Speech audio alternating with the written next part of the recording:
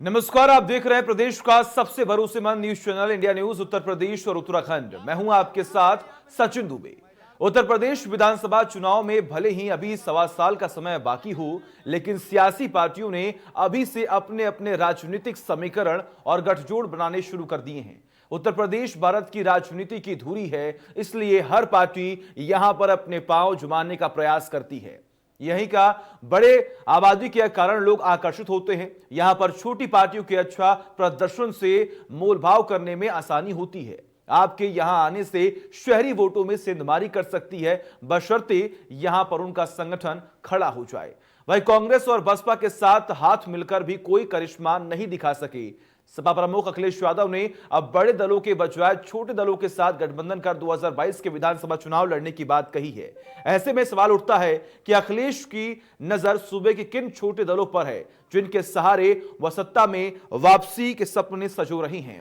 लेकिन शिवपाल यादव ने सपा से दूरी के संकेत देकर अखिलेश यादव को बड़ा झटका दे दिया है। वही बीएसपी और कांग्रेस की जमीन लगातार सूबे में खिसक रही है। 2022 में छोटे से लेकर बड़ी पार्टी सभी के निशाने पर बीजेपी है, लेकिन बीजेपी का संगठन जिस तेजी से उत्तर प्रदेश में मजबूत हो रहा है, उससे विपक्ष बेचैन हो उठा है। फिर चाहे वो राजभर हूं, ओवैसी हूं या फिर शिवपाल यादव, मायावती का बीजेपी पर नरम रुख बीएसपी के लिए नुकसानदायक बनता जा रहा है। ऐसे में कई सवाल खड़े हो रहे हैं कि आखिर क्या बीजेपी के जिस तरीके से बीजेपी काम कर रही है, उसकी वजह से जितने भी राजनीतिक दल हैं उत्तर प्रदेश में, क्या वो बौखला गए हैं, क्या वो परेशान हो गए हैं कि आखिर किस तरीके से बीजेपी को उत्तर प्रदेश से हटाया जाए। क्योंकि एक तरफ लगातार आरोप लग रहे हैं, तो वही दूसरी ओर बीजेपी अपने काम पर लगातार ध्यान दे रही है और तमाम जमीनी स्तर पर पहुंचकर लोगों तक बात पहुंचा रही है, बात कर रही है। ऐसे में तमाम जनता के बीच में यह भी बातें हैं कि उत्तर प्रदेश के सीएम योगी आदित्यनाथ लगातार अपने राजधर्म का पालन बखूबी कर रहे हैं। और ये तमाम सवालों पर हम बातचीत करेंगे और हमारे साथ एक पैनल जुड़ा है। शबनम पांडे जो कि बीजेपी से प्रवक्ता है, आपका बहुत बहुत स्वागत है। और इसी के साथ ही साथ हमारे साथ कपिश मिश्रा जुड़े हुए हैं जो कि सपा से प्रवक्ता है। और इसी के साथ विजय उपाध्याय जो कि राजनीति के जानकार है, वरिष्ठ पत्रकार है, वो भी हमारे साथ जुड़े हुए हैं। उनसे बातचीत करेंगे और जानने की कोशिश करेंगे कि आखिर 2022 में जो विधानसभा चुनाव होने वाले हैं, उस वक्त राजनीतिक समीकरण किस तरीके से बनेगी और किस तरीके से बीजेपी को साधने की यहां पर पूरी कोशिश जो है लगातार की जा रही। तमाम राजनीतिक जो दल हैं वो लगातार कर रहे हैं। लेकिन सबसे पहले मेरा सवाल यहां पर होगा कपिश मिश्रा जी जो कि समाजवादी पार्टी से जुड़े हुए हैं। कपिश जी, जिस तरीके से बीजेपी कार्य कर रही है उत्तर प्रदेश में, क्या इससे समाजवादी पार्टी बौखला गई है क्या? आपको मैं सुन नहीं पाया, फिर से जरा प्रश्न करें। जी, मेरा सवाल आपसे यह है कि लगातार तमाम राजनीतिक दल जो है वो छोटे पार्टी को जोड़ जोड़कर बीजेपी को हराने की पूरी कोशिश जो यहां पर कर रहे हैं। ये लगातार कहा जा रहा है कि क्या बीजेपी जो कार्य कर रही जमीनी स्तर पर, उससे कहीं ना कहीं समाजवादी पार्टी जो है वो बौखला गई है? की बात ये कि जो गठबंधन का एरा है, ये तो पिछले 30-35 वर्षों से चल रहा है। तो इसमें कि भारतीय जनता पार्टी तो खुद ही 42 दलों का कुनबा रही है, अब भी वो 29 दलों का कुनबा है। और उत्तर प्रदेश के अंदर भी छोटे दलों को साध करके वो पिछली बार सरकार बनाए थे और अपने साथ जो उन्होंने दल साथ लाए थे उनको कहीं ना कहीं से विश्वासघात लगा, वो अलग हो गए हैं। हम लोगों ने भी ये कोशिश जरूर की है कि छोटे दलों से हम तालमेल करेंगे, उनसे गठबंधन करेंगे, लेकिन बड़े दलों से हमें पूरा परहेज रहेगा।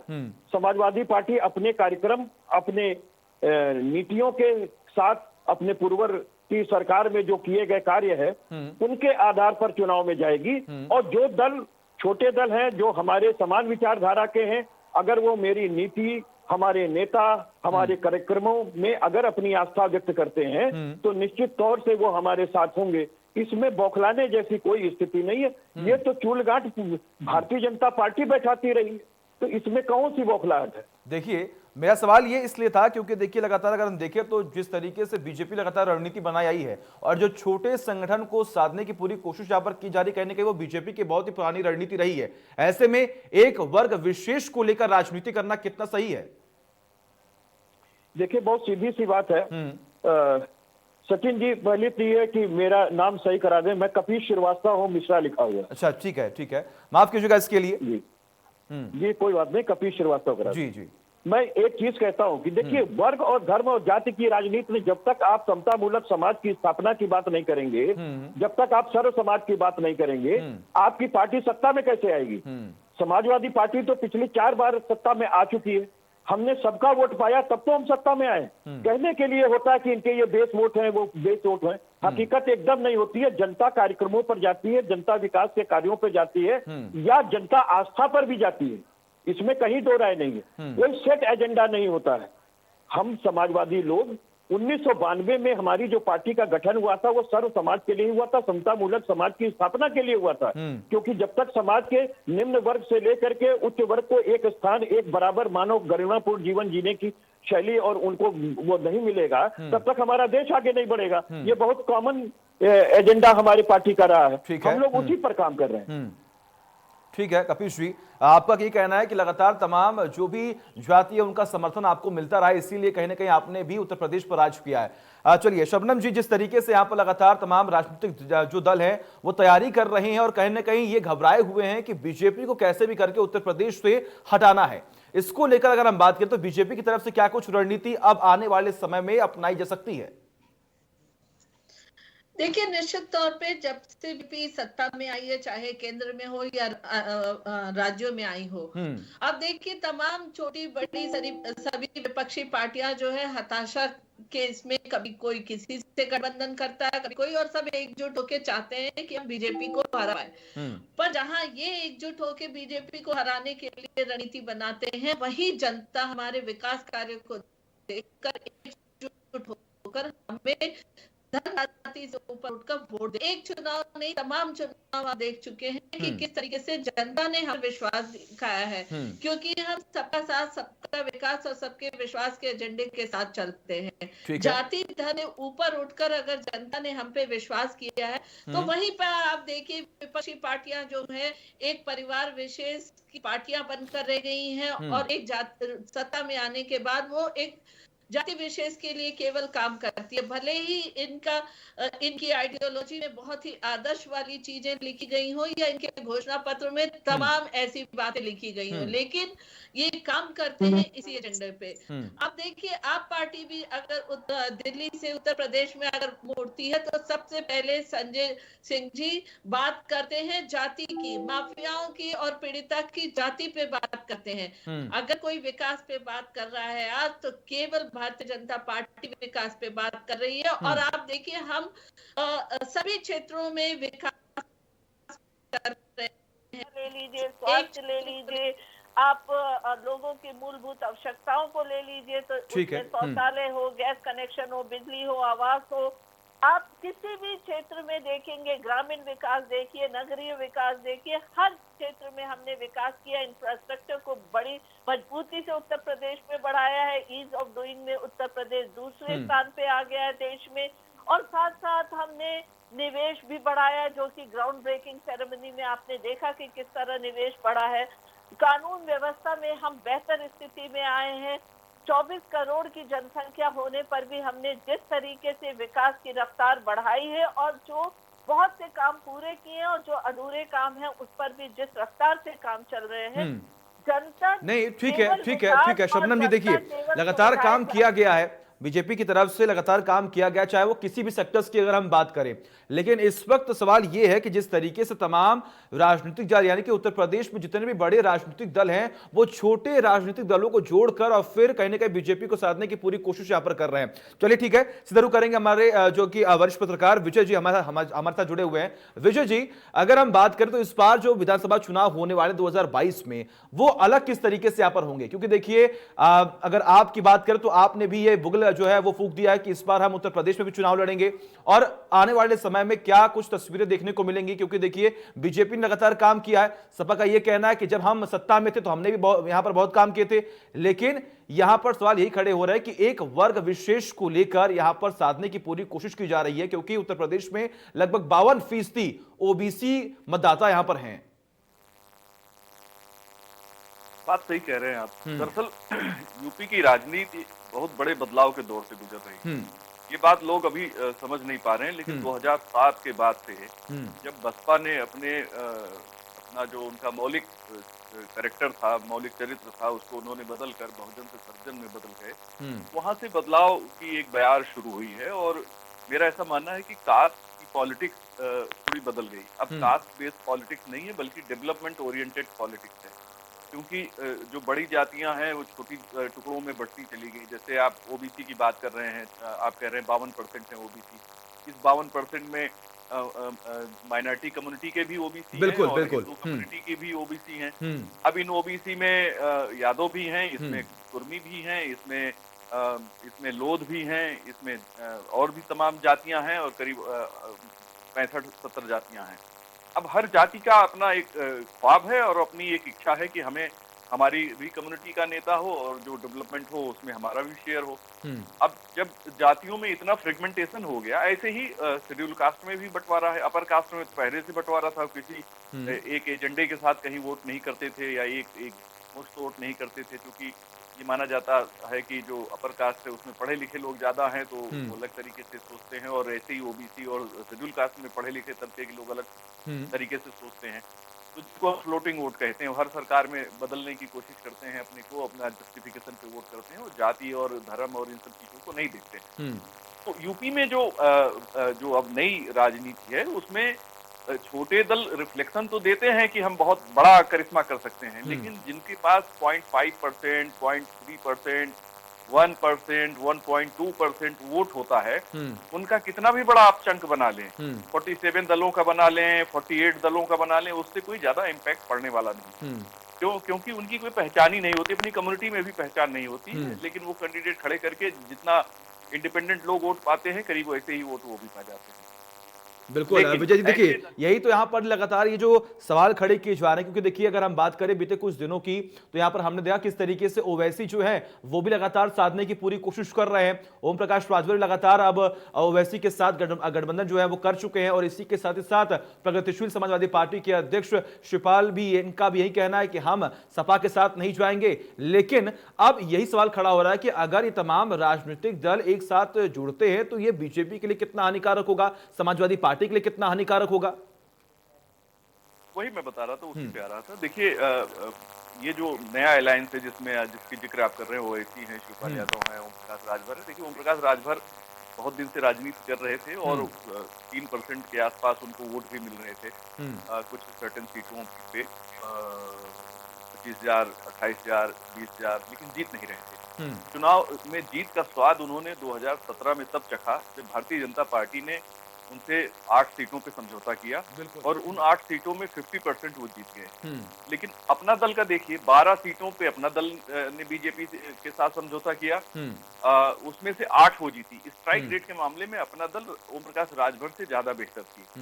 तो अब राजभर बीजेपी के साथ नहीं है। अच्छा, वो जो राजभर का जो इतिहास है वो उसके वोटरों को मुझे नहीं लगता कि ओवैसी के साथ जाने में बड़ी सहजता महसूस होती, क्योंकि राजभर समाज के इतिहास और ओवैसी के जो इतिहास है उसमें थोड़ा टकराव है। मुझे लगता है ये एक बड़ी मुश्किल आएगी इनके सामने। दूसरी बात ये है कि अभी प्रूव करने की बात है। हर चुनाव के पहले कुछ ऐसे अलायंसेस बनते हैं जो हम लोगों को लगता है कि चमत्कार करने वाले हैं, लेकिन चुनाव का जब रिजल्ट आता है तो चमत्कार धरा का धरा रह जाता है। कोई 3 सीट पाता है, 2 सीट पाता है, 4 सीट पाता है, वाइप आउट हो जाते हैं। तो ये अभी कोई पहली बार ऐसा होने नहीं जा रहा। 17 में भी अलायंस बने थे, 12 में भी बने थे, 7 में भी बने थे, 2 में भी बने थे।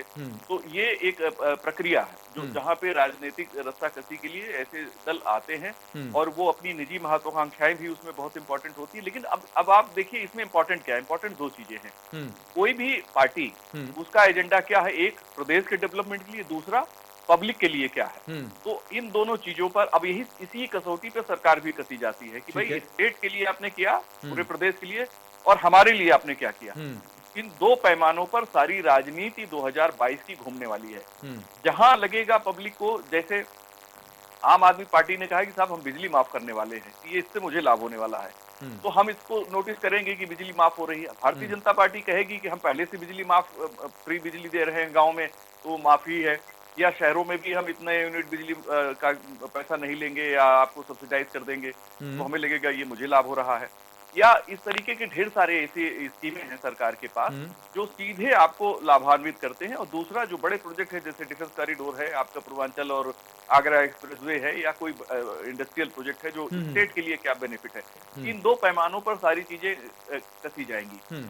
समाजवादी पार्टी के सामने निश्चित तौर पे दो चुनौती है। एक चुनौती है भारतीय जनता पार्टी जैसे मजबूत सांगठनिक संरचना से मुकाबला जो सत्ता में भी है, दिल्ली में भी और प्रदेश में भी। दूसरा जो अलायंस बन रहा है ये जिसमें शिवपाल जी, अवैसी और राजभर और ये सारे दल, तो इन दोनों फ्रंट पे समाजवादी पार्टी को लड़ना है।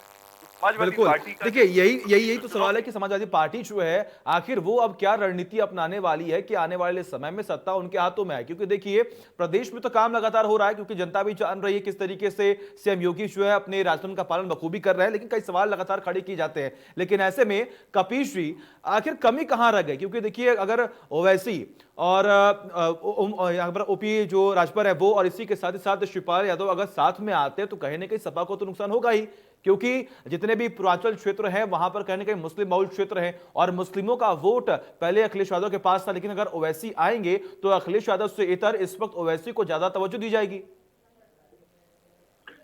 देखिए हमने आपको पहले भी अर्ज किया था कि सारी चीजों को एक पैमाने पे नहीं कसा जा सकता। वक्त काल परिस्थितियों पे चीजें बदलती रहती हैं और अंततः जो है ये सारी चीजें डिपेंड करती है जनता के ऊपर कि वो किन पार्टियों के कैंडिडेट्स को किस तरीके से ले रहे हैं। हमने 2017 के अंदर एक शुचिता का यज्ञ अपने पार्टी के अंदर किया था और हम लोग आज भी उस पे कायम। हम लोग समाजवादी लोग हैं और हम लोग सत्ता परिवर्तन में, व्यवस्था परिवर्तन में ज्यादा विश्वास करते हैं, क्योंकि सत्ता अगर परिवर्तित हो और व्यवस्था परिवर्तन ना हो तो शायद विकास के वो मानक और वो स्तंभ नहीं खड़े किए जा सकते। हमें अपने काम बोलता है पे आज भी नाज है और पहले भी था। ये आप प्रश्न कर सकते हैं कि आप बहुत काम बोलता था बावजूद उसके आप लोग नहीं आए। ठीक है, आपकी बात अपनी जगह सही है। कहीं कहीं आस्था भी परवान चढ़ती है, कहीं भगवान के नारे को के साथ भी पार लगाई जाती है चुनाव की नैया। तो जो लोग लगाते हैं वो लगाएं, समाजवादी पार्टी उनको रोकने वाली नहीं। लेकिन हम ये जरूर कहेंगे कि हम, आप देखिए बहुजन समाजवादी पार्टी रही हो या कांग्रेस पार्टी रही हो, ये भी तो अल्पसंख्यक के वोट पाते रहे। तो आखिर हमने 4 बार सत्ता कैसे संभाली उत्तर प्रदेश में? हम आज भी कह रहे हैं कि भारतीय जनता पार्टी अगर चला रही है, सत्ता में है और बहुमत से है, तो सभी वर्गों के वोट लेकर के आई है। वो ऐसा तो है ना कि किसी एक वर्ग का वोट लेकर के इतनी भारी संख्या में। हमारे भी अखिलेश जी जब मुख्यमंत्री बने थे तो हमें भी सारे लोगों ने वोट दिया था। ये खाली कयासबाजी है कि इनके आने से क्या होगा। अरे वो अपनी जगह जहाँ हैदराबाद में है वहां तो कोई खेल दिखा नहीं पाए नगर निगम के चुनाव और अन्य चुनाव में, तो वो यहाँ क्या दिखाएंगे। और रह गई बात ये कि बिहार की धरती, उत्तर प्रदेश की धरती और दिल्ली की धरती के अलग अलग राजनीतिक समीकरण हैं और लोगों का पर्यावरण परिवेश भी अलग अलग होता है। तो यहाँ हम सीधी सी बात इतना जानते हैं कि हमने 4 बार सरकारें बनाई हैं और चारों बार सरकार में अल्पसंख्यक वोट का बंटवारा हुआ है, इसलिए हमें कोई ऐसी घात नहीं लगती हुई दिख रही है। ठीक है, बाकी ये जरूर है मतलब कुल मिलाकर कपीश जी की तमाम तैयारियां जो है वो समाजवादी पार्टी की तरफ से हो चुकी हैं। हम गठबंधन करेंगे वो भी छोटे पार्टियों से, लेकिन बीजेपी को कहीं ना कहीं हराने की पूरी कोशिश करेंगे। ठीक है शबनम जी, बीजेपी को क्या घबराने की जरूरत है? जितने भी छोटे दल है क्या उनसे घबराने की जरूरत है इस वक्त बीजेपी को? देखिए सबसे पहली चीज कि बीजेपी हर चुनाव को एक चुनौती समझती है और उसके लिए रणनीति बनाती है और उस रणनीति के तहत चुनाव लड़ती है। ठीक है, पर घबराने जैसी बात की कोई जरूरत नहीं है। अभी कपीश जी ने खुद ही कहा कि चाहे वो बिहार का चुनाव हो, हैदराबाद का, दिल्ली का, सब अलग अलग प्रदेश है, अलग अलग राजनीतिक मांग है, पर हर कुछ होते हुए भी बीजेपी ने हर जगह अपनी पता की है, अपना झंडा बुलंद किया है। अगर आप देखिए दिल्ली में हमने लोकसभा चुनाव लड़ा तो वो आप पार्टी जो कहती है कि हमने दिल्ली में बहुत विकास किया, उसका हमने सुपड़ा साफ कर दिया वहां पे। इसी तरीके से बिहार जाइए तो बिहार में भी हमने चुनाव दिया, अलग अलग राजनीतिक मांग होने, और हैदराबाद में भी हमने वैसे ही अपनी जगह बनाई है वहां पे। अब देखिए अलग अलग होते हुए भी क्या एक था इसमें, क्योंकि जहां जहां बीजेपी ने विकास किया है और जो हमने एक कोर इशू देश का रहा हो या प्रदेश का है उसको छुआ है और उसमें हमने रिफॉर्म करा है।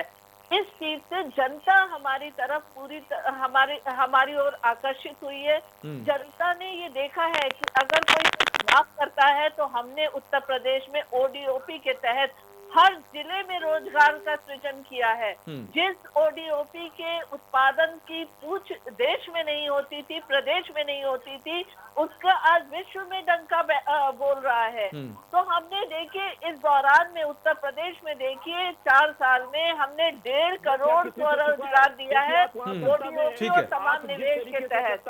4 लाख सरकारी नौकरियां दी हैं, 14 लाख के करीब निजी कंपनियों में नौकरियां दी है। तो हमने बेसिक चीजों पे ध्यान दिया है और लोगों के दरवाजे पे बगैर धर्म और जाति देखे हुए अपनी योजनाओं को पहुंचाया है, जैसे बिजली हो, आवास हो, शौचालय हो, गैस कनेक्शन हो, तमाम चीजें।